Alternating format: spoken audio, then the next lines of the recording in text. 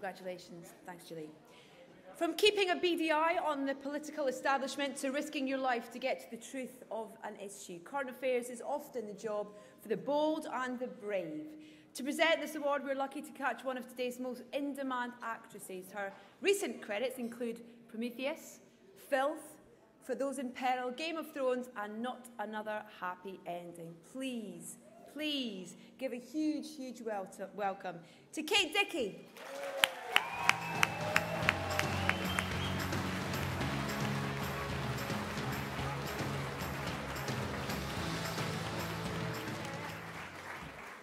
Hello everyone, it's lovely to be here tonight to present the Current Affairs Awards. So here are the nominations.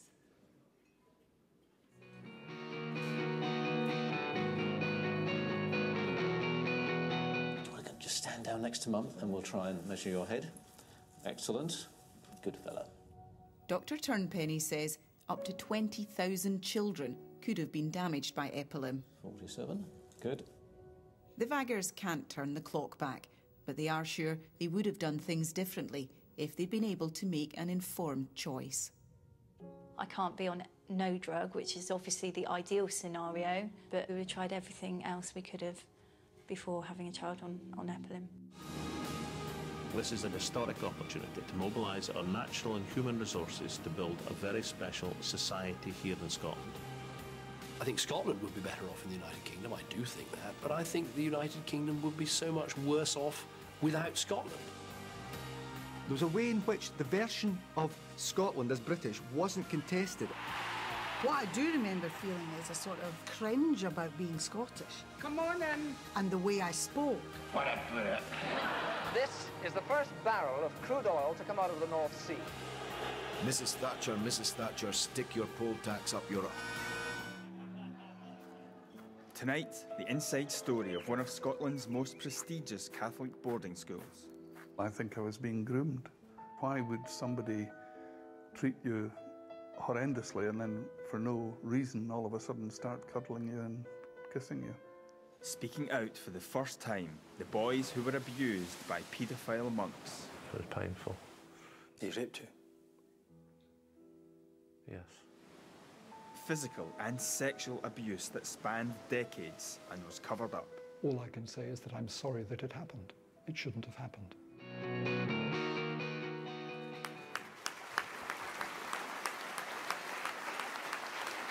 And the winner is Sins of Our Fathers.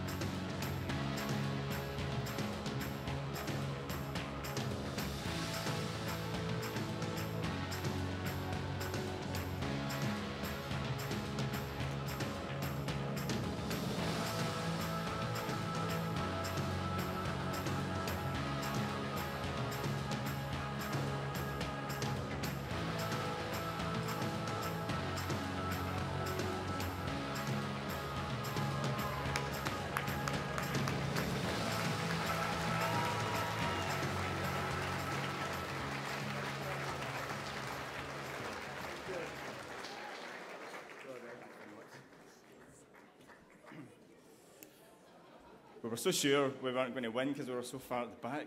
So it's a lovely, lovely surprise. Thanks so much for this. Thanks very much to BAFTA. Thanks to BBC Scotland for continuing to chuck money at investigative journalism at a time, I think, the need for it has never been greater. That's what the BBC does best. So I've been really privileged to front up programmes from what is here assembled, the finest team of investigative programme makers in the business, led by this guy, the inspirational Murdoch Rogers, my TV dad, so well done to you guys.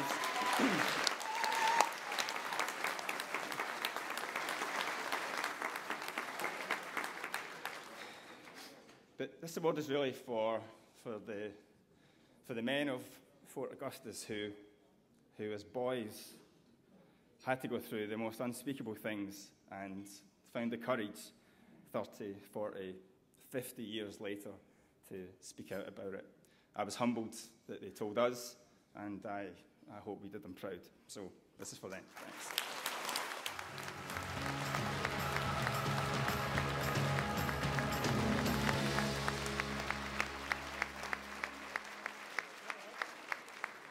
Incredibly powerful piece of work. Congratulations. Now, animation is an area where Scotland produces talent in droves. And I'm not just talking about that giant of Scotland animation. This is a terrible joke. The late, great Walt Disney. It's terrible, I know. Sorry, I apologise for that. To announce the winner in this category, fresh from a record-breaking night for children in need, it's Jackie Bird.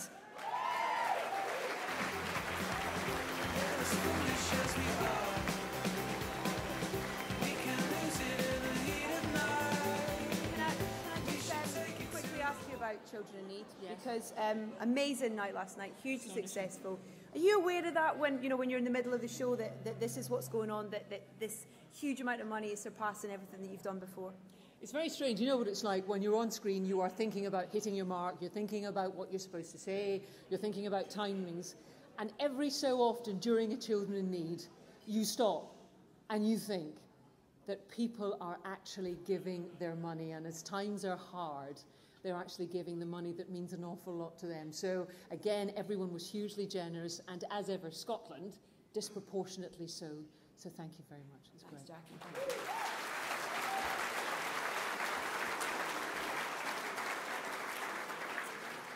The category is animation, a closely fought category.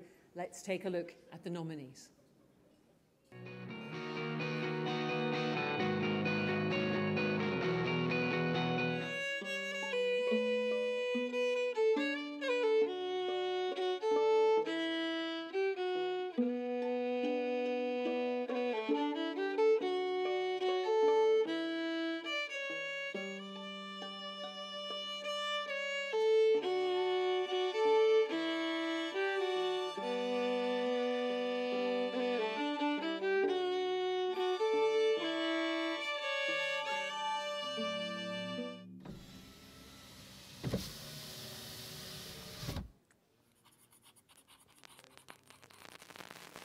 I see a river and a little guest house with its terrace on the water. People are dining out on the terrace. I see coloured parasols here and there.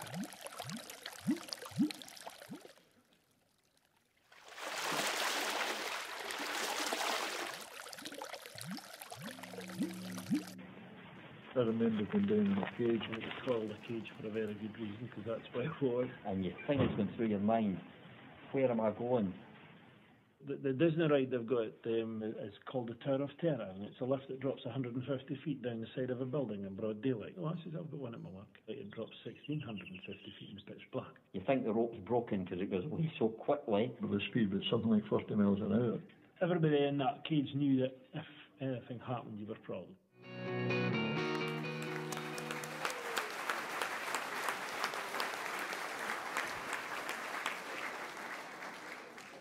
And the winner is Heart's Desire.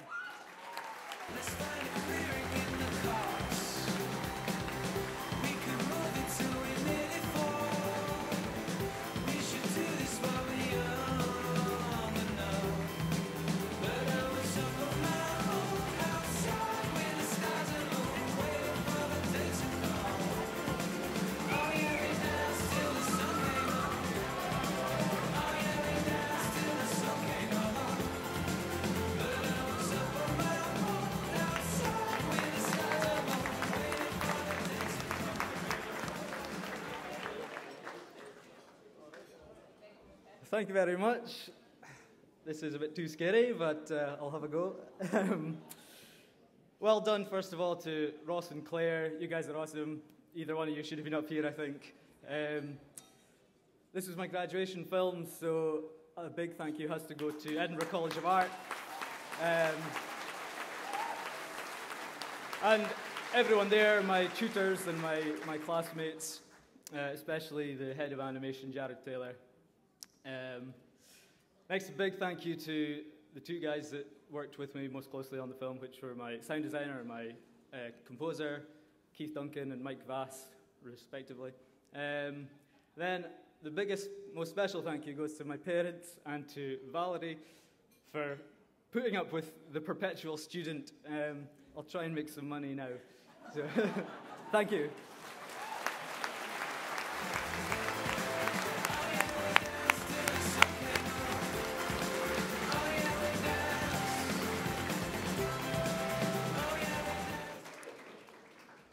So Spencer Tracy admittedly knew a thing or two about screen acting. He claimed it was all about knowing your lines and not bumping into furniture. Sound advice for anyone who's thinking of fronting a DFS commercial, but tonight's nominees for Best Television Actor prove that there's a bit more to it than that. To announce the actor or actress doing it best on television, please welcome Dr. Muriel Gray.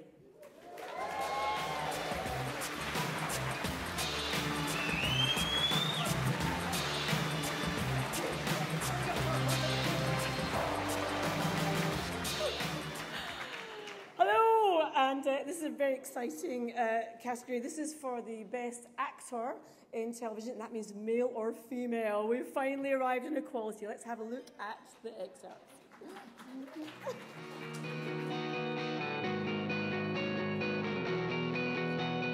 Who was your friend? What? A nice man came and dropped off some stuff for you. Colin. Is that your brother? No. Just a friend. Did I say that? You're not saying anything. He's my partner, Paddy. And what? Leaf.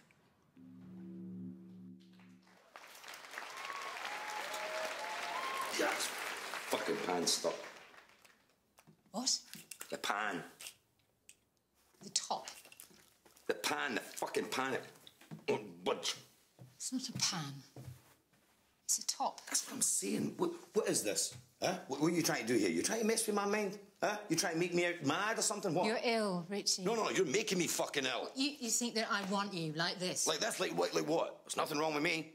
Apple, penny, table, 100, 93, 86. This is my watch. It's the football season.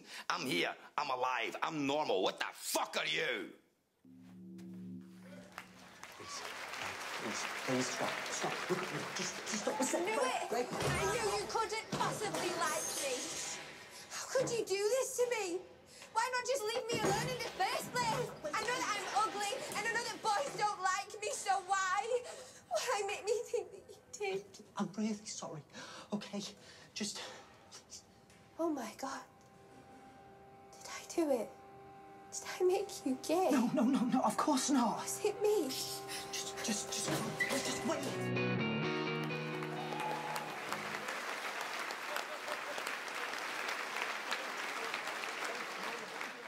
Absolutely brilliant performances. But the winner is Peter Mullen for The Fair.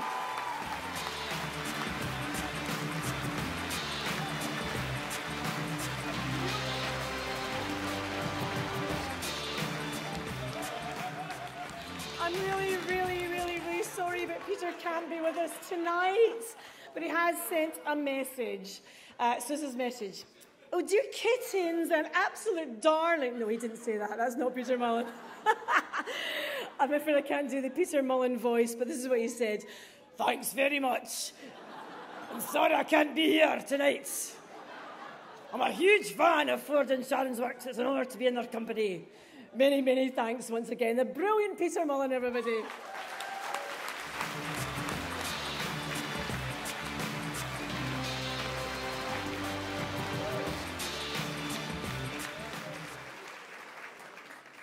I don't think anyone swears like Peter Mullen, do they? No one quite can get there. Billy Connolly's really close, but Peter Mullen swears like no one can. It's time for the first of our special awards this evening. Outstanding Contribution to Broadcasting. The recipient of this award has had a truly remarkable career. To hear more about it, please welcome a man who knows how to tell a great story, the father of Tartan Noir and one of our finest authors, William McIlvanney.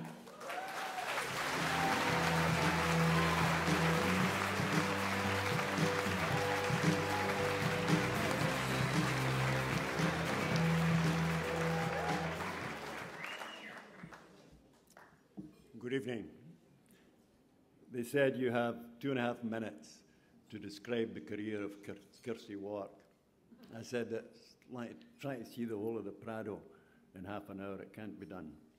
So just some incidental remarks. I think one of the keys to Kirsty is that she's actually a great reporter.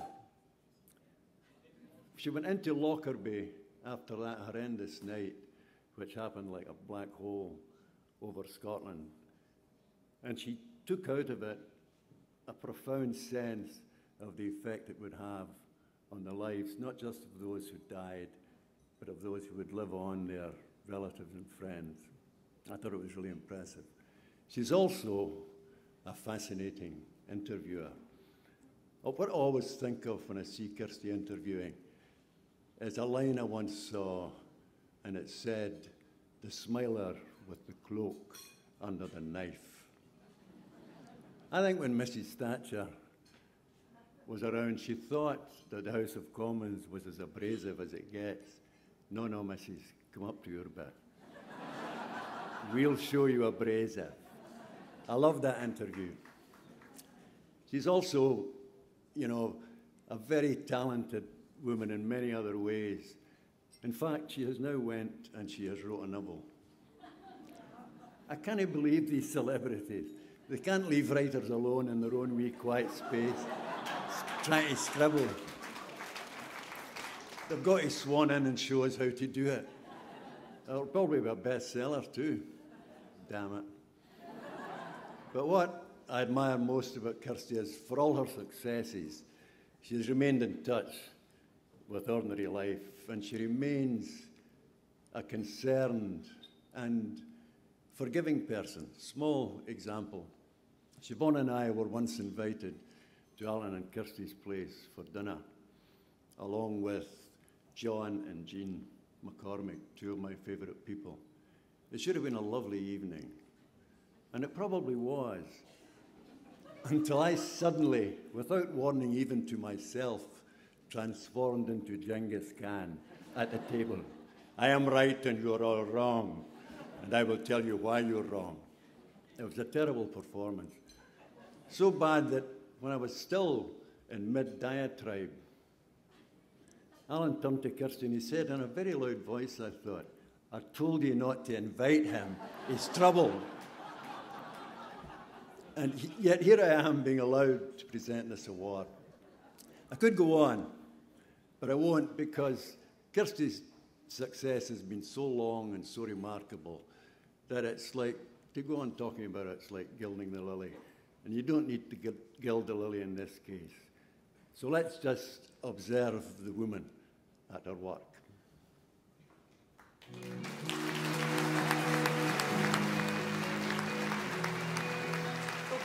Award season is upon us, and I think we have to talk about a particularly strong performance from Kirsty Wark.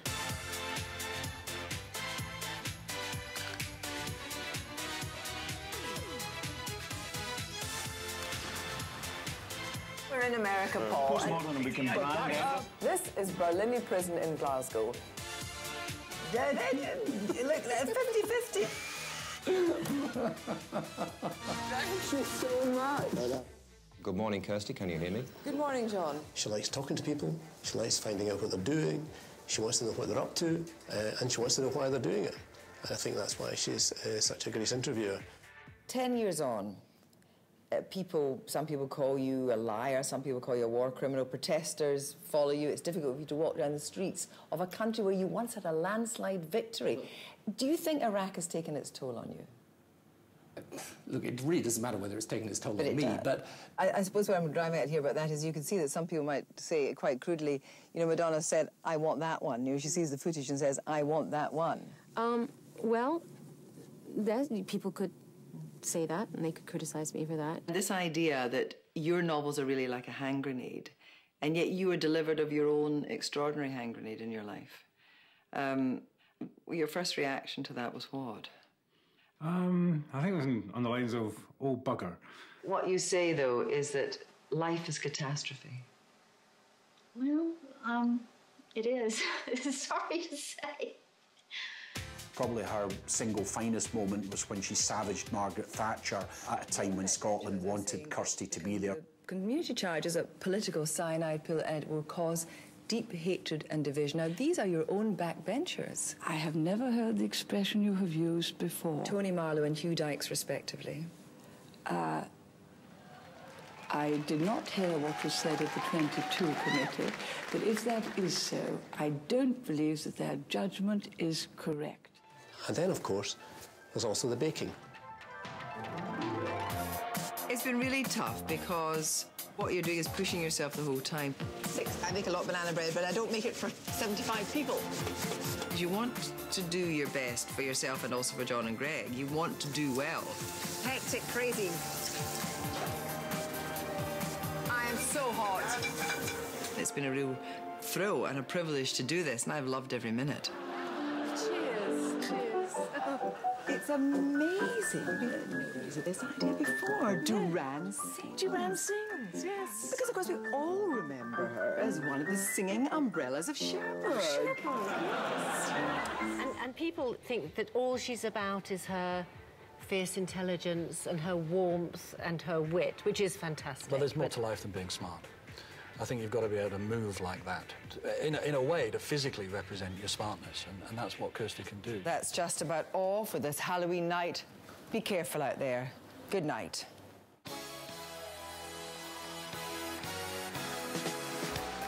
And I met her one day in Waitrose the day before Christmas. It was absolute madness. And she said, Denise, can't chat. Over there, half price, champagne, go and get some. So I got some, paid for it, and I got to the car and I'm like, I'm teetotal, what did I buy all this for?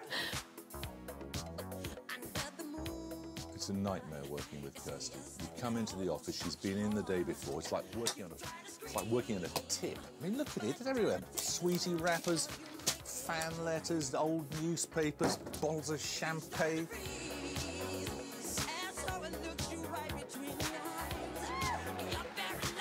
Kirsty's nosy.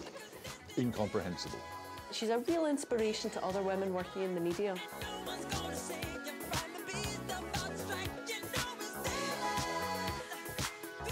Kirsty Wark loves and supports Kilmarnock, and there's nothing wrong with that.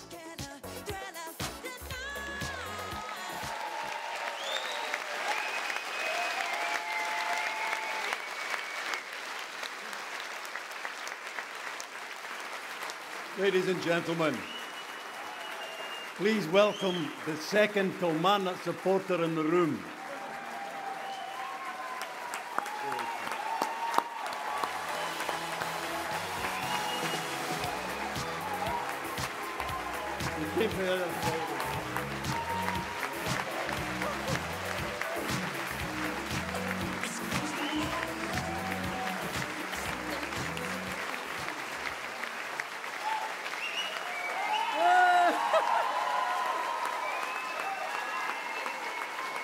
Thank you so much to BAFTA Scotland for this great honour.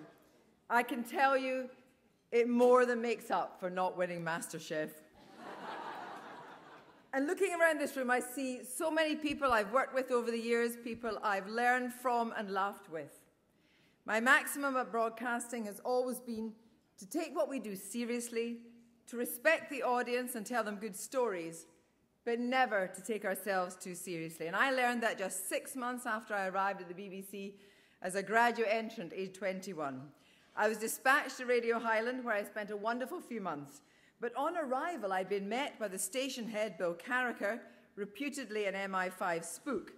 And the first thing he did was proudly show me the BBC pass he'd had made for his budgie. And I love that broadcasting is such a collaborative, creative process. And I have watched so many brilliant people grow in the job.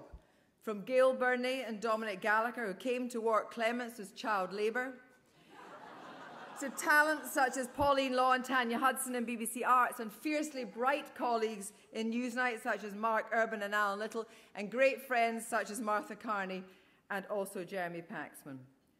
What binds us all together is that we will do just about anything to get the show on the road. Back in the day when Channel 4 commissioned a film series in Wark Clements run by the fabulous Fiona White, Our budget was so risible, Stuart Cosgrove, that I had to floor manage the store for Janice Forsyth badly by day and present Newsnight by night. Now, people still talk about that Thatcher interview. It's in the dim and distant past. But the preparation, as so often is the case, was as exciting as the interview. Holed up with the late Ken Cargo, Brian Taylor and Tom Connor thrashing out a structure with a question thrown in by Alan Clements too. That is what exhilarating journalism is all about. And when Craig Williams and I went to interview Ian Banks at his home just before his death, it was the curry made by the sound engineer Ian Cowie, Ian Banks' favourite food, that helped create a very special atmosphere. For me, the team is the thing. The journalists, the directors, the makeup artists, the technical crew. Those of you who know me know I like to purchase the odd bit of schmutter. On Newsnight recently, I was wearing what I thought was rather a fetching Vivienne Westwood skirt, gathered up at one side. A minute before we went on air, the sound supervisor frantically radioed down to the floor because she thought I'd caught my skirt in my pants. So, without all of you who I've worked with and continue to work with, without the support of Alan Clements and Caitlin and James, I wouldn't be standing here. Thank you very much indeed.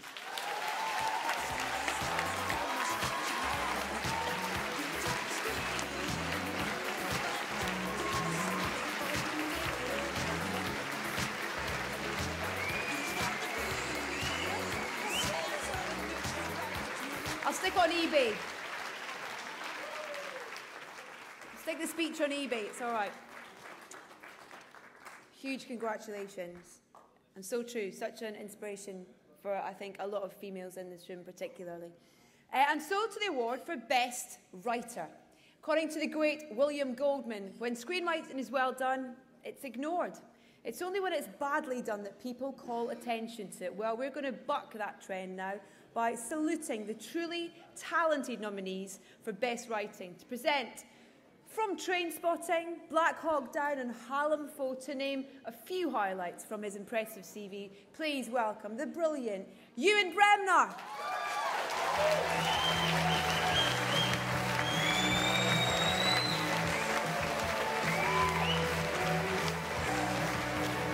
Hello there. Hello. Salutations, comrades. It's great to be in your good company. Most of the people in this room are all caught up in a compulsive endeavour to try to make stuff that speaks to people. And writers are at the heart of that project. And they do more than their fair share of suffering and make a lot of sacrifices and mostly remain invisible. It gives me great pleasure to introduce the nominees for Best Writer. Let's take a look at the nominees.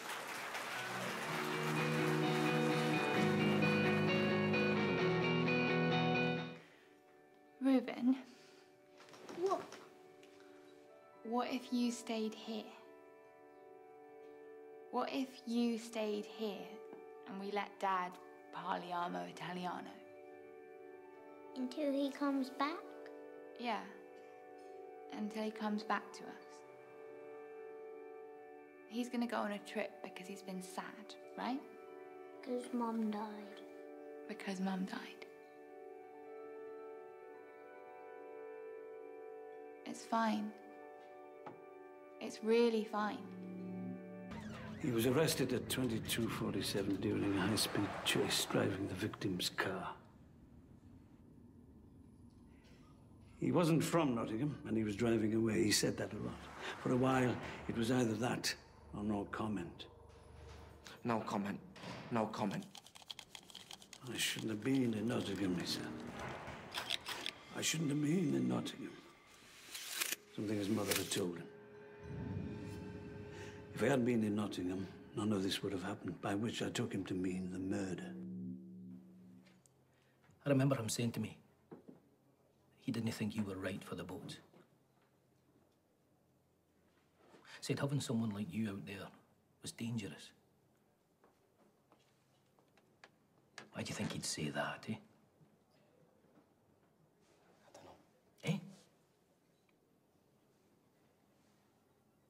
I don't know. You don't know.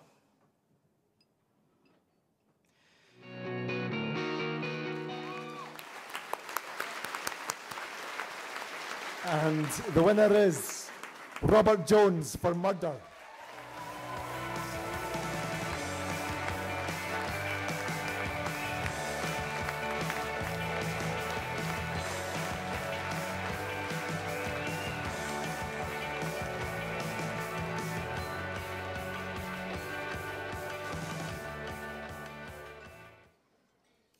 Thank you, BAFTA Scotland. Your timing is immaculate. The BBC have just commissioned 3 more of these, and having just started writing, I've remembered what a bloody nightmare they are to write. So that's some great encouragement, thank you. And having stood up here behind Kath Mattock, hearing her thank everybody else involved in the production, let me just say that she is the most inspiring and exacting producer I've ever met. Only Eric Coulter runs her close. She had a massive part to play in the script writing process, and then when I put my feet up, she worked together with everybody on table 25 there to make something that far exceeded my expectations. So thank you, BAFTA Scotland, and thank you, Kath.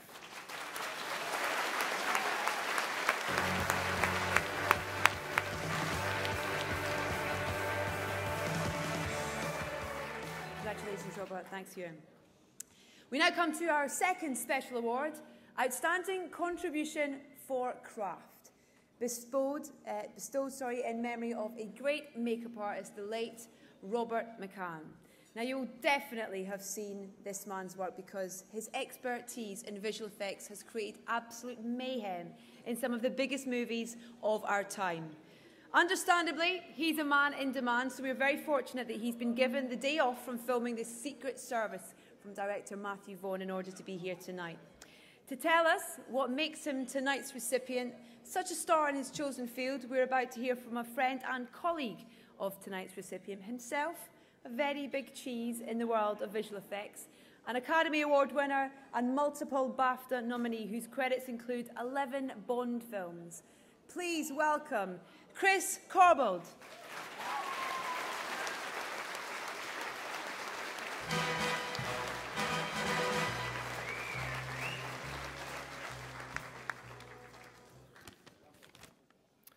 Good evening, ladies and gentlemen. I'm delighted to be here tonight to present this award and give you a brief history of the achievements and career of Steve Begg and his work in visual effects. Steve was originally from Edinburgh and found his passion early on making his own short films. He was fortunate enough to meet the late, great Jerry Anderson and earned himself a job working on the science fiction TV series Terrorhawks.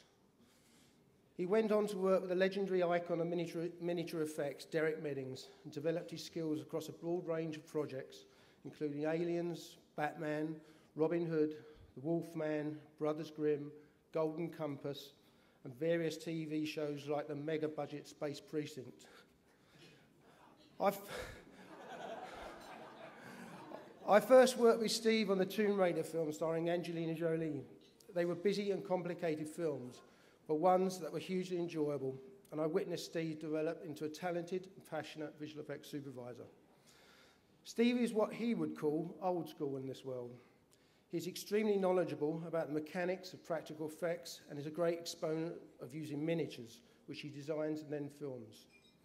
Steve and miniatures are a surprising combination, and when you see him come onto the stage and see the size of them, you'll know why. To this day, I still struggle to understand how he delicately moves such small items with such huge hands. His understanding of both miniatures and visual effects makes Steve a valuable commodity, and he is now much sought after. In the following years, we worked together on Batman Begins, Casino Royale, and on last year's blockbuster Skyfall.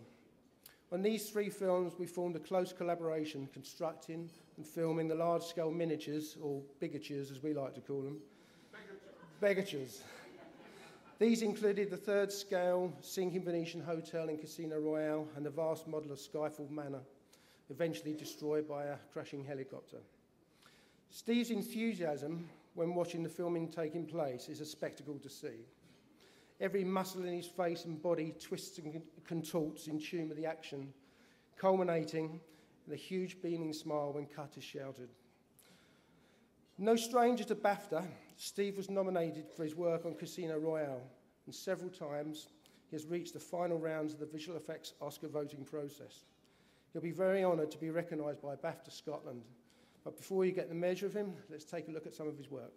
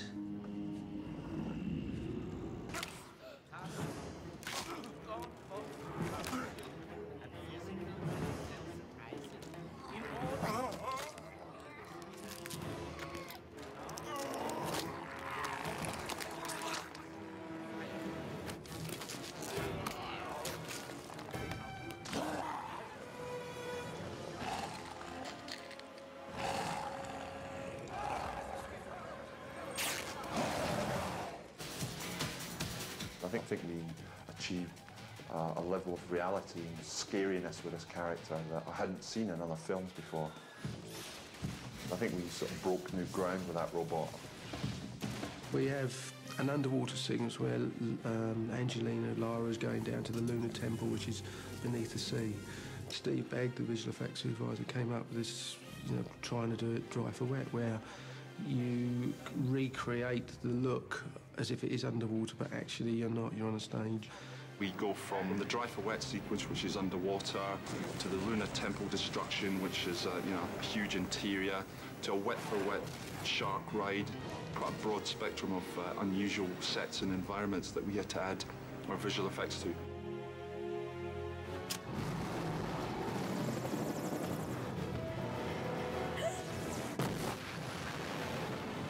I believe that was probably one of the biggest miniature shoots ever.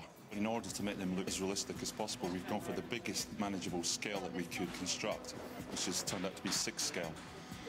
The great thing about this is we're actually getting the best of both worlds here, and we've got miniature effects augmented with CG effects, and ultimately the product should have a much more unique look, better than it would have if it had gone completely CG. Wow! Well, it actually lights up the interior of the train as well. Very nice. Clean sweep. What do you want to do next? Another one. Yeah. I had grave doubts about to start with. I mean, okay, so a house sinks, so what? What does that mean?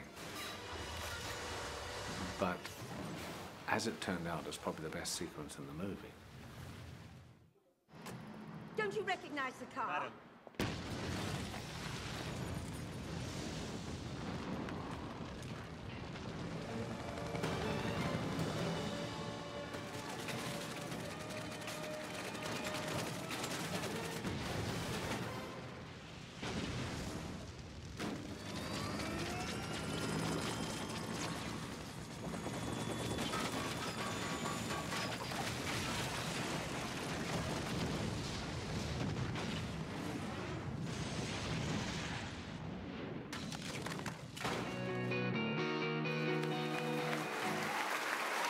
And just before we welcome the great man on stage, we have a short message from a couple of your bosses.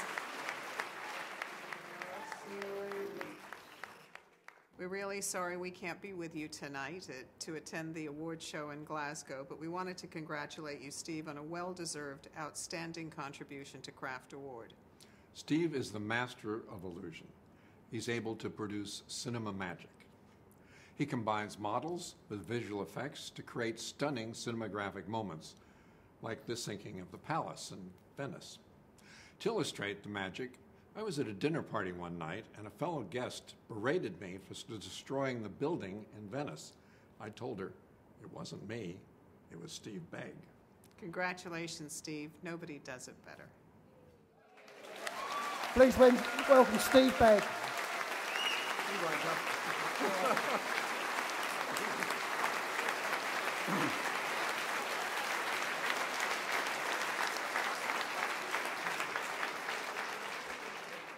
I had stuff to say, but Chris beat me to it. I'm gobsmacked. I don't know what to say. I'd just like to thank some key people in my life. Him, he's number one. Kent Houston, there he's one. Paul Doherty there. Ian Rintoul for setting me off on this sort of career path. My mum and dad, obviously. Everyone does that.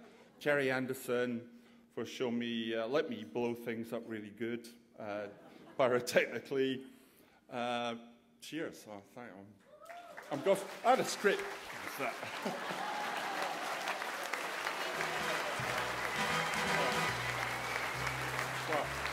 Oh, that one.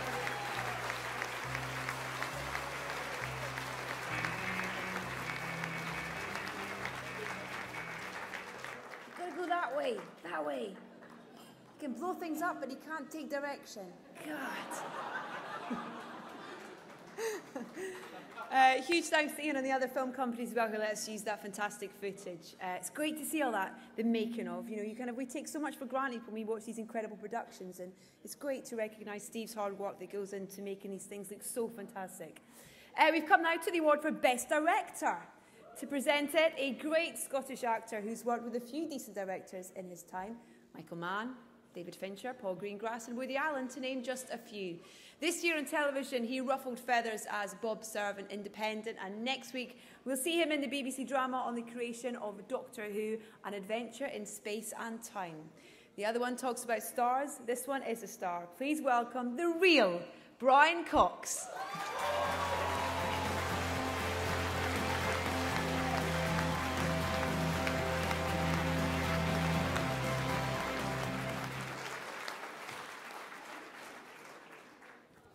The award for Best Director, and the nominations are...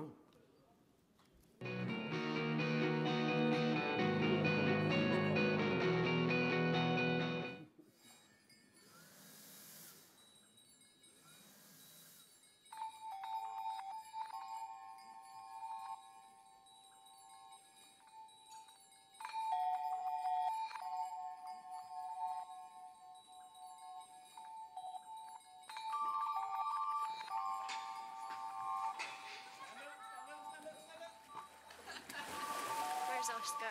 Hello. Oscar and Daddy.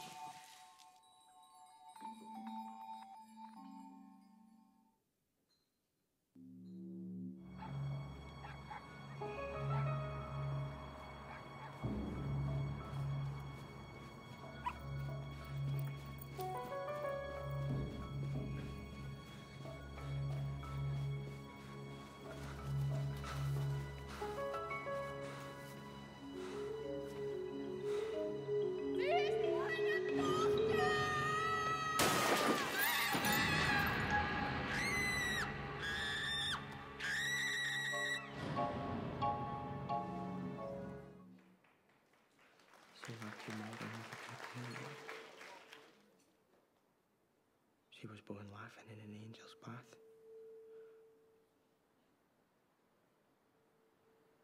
They say once her father hit her mum so hard she didn't talk for a year.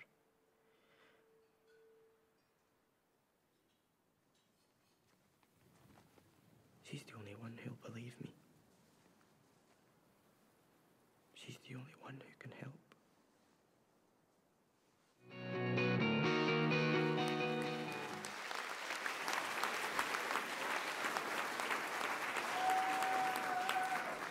And the BAFTA goes to Emma Davey and Morag McKinnon for I Am Breathing.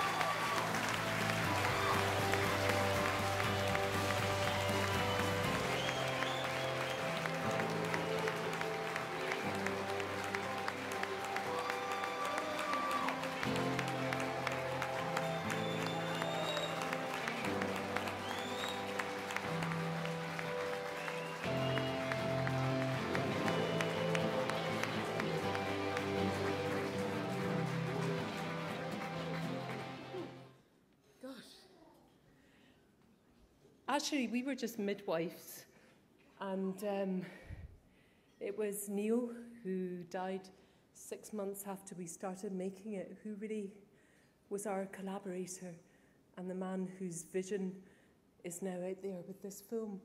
And his wife, Louise, is here now, and I think Morag and I and everybody involved in the film just feel in awe of Neil and Louise and the family and what they've given in sharing what it is to live with motor neuron disease.